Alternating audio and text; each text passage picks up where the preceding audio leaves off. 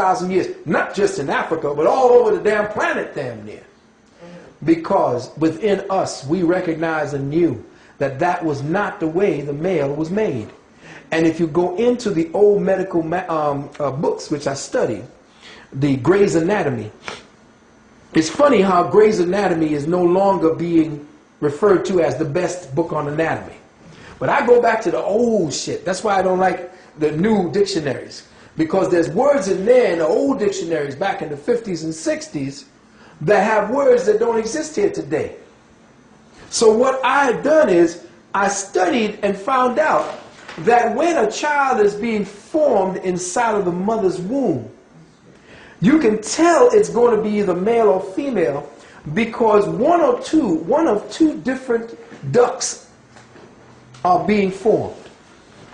When it's a male, coming off of the kidneys is something called the Wolffian duct. And it's Wolffian duct, I believe. If it's reversed, then take what I'm saying as reversed. Okay, the Wolffian duct, we'll say.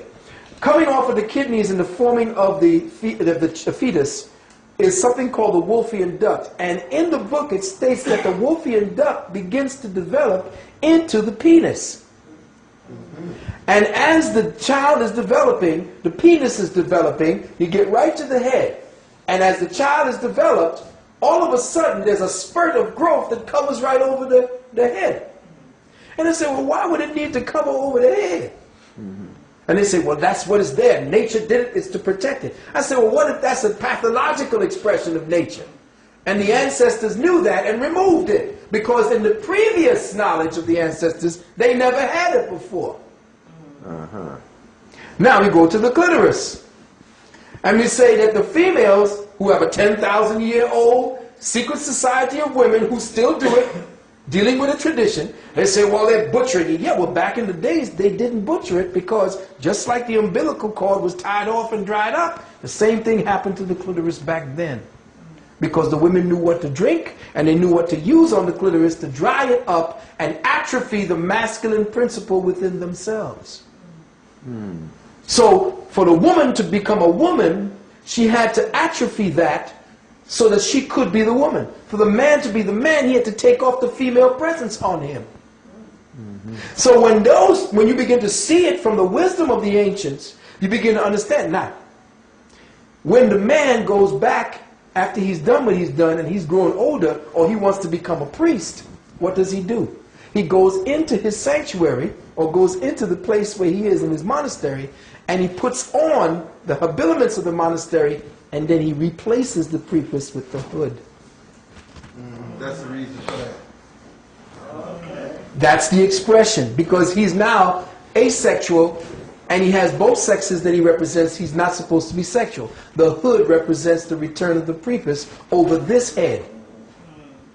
You see, when we stop falling into the bullshit, whatever it is that white people are trying to tell us about ourselves, and we stop playing into that game that white folks got us believing is real, of course it's going to be butchering. Because if the sisters back then don't have the same cultural tools and cultural rituals and cultural knowledge that they did, that conducted that ritual for the females, of course it's going to be butchery and it's not going to be the same anymore. What is the same in our society anymore?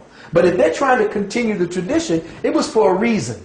And for them to be castigated after doing it for 10,000 years and you coming along with all your knowledge and science and saying, well, you shouldn't do that. It's called female genital mutilation. What the hell does that mean? Yeah, it's just another white woman's way of functioning and trying to take over. And most of the sisters, that's the one, right, and most of the sisters promoting against that tradition were educated in Europe. You see. Exactly, all of them. So I as far as the situation with the sisters and the prepuce and all that, I know what that was for, so I'm not condemning them, because in their own genetic memory of their ancestors, they're following through with what they knew to be right at the time. Our genetics are perverted.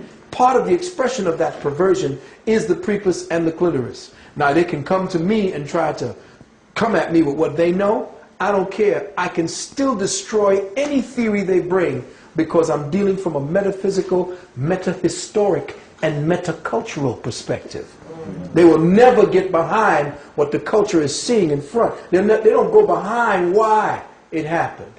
Some, even the brothers and sisters in Africa, don't even know why they still do it. They just know that they do it because their ancestors did it. Like they braid their hair. Exactly. braiding their hair, doing it, what do you call it, putting it through their lip, putting it through their ear. They know that this was for some reason, but it now becomes ornamentation, or it just becomes medical now. You see, but it was for a scientific reason. We didn't do stupid things to ourselves. Now, moving right along, if we want to deal with any questioning having to do with the DNA and consciousness, I'd be more than happy to speak on it. I have a few questions. Am I surprised? No. I'll give you two. I have several, but I'll give you two. DNA series. If you can kind of draw out how they determine what is a series. I don't know if you can.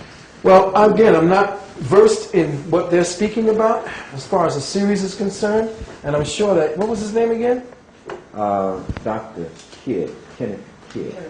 Right. You know who could actually give you good knowledge on that? I spoke with Ann Brown. Good. Very good. Now, what they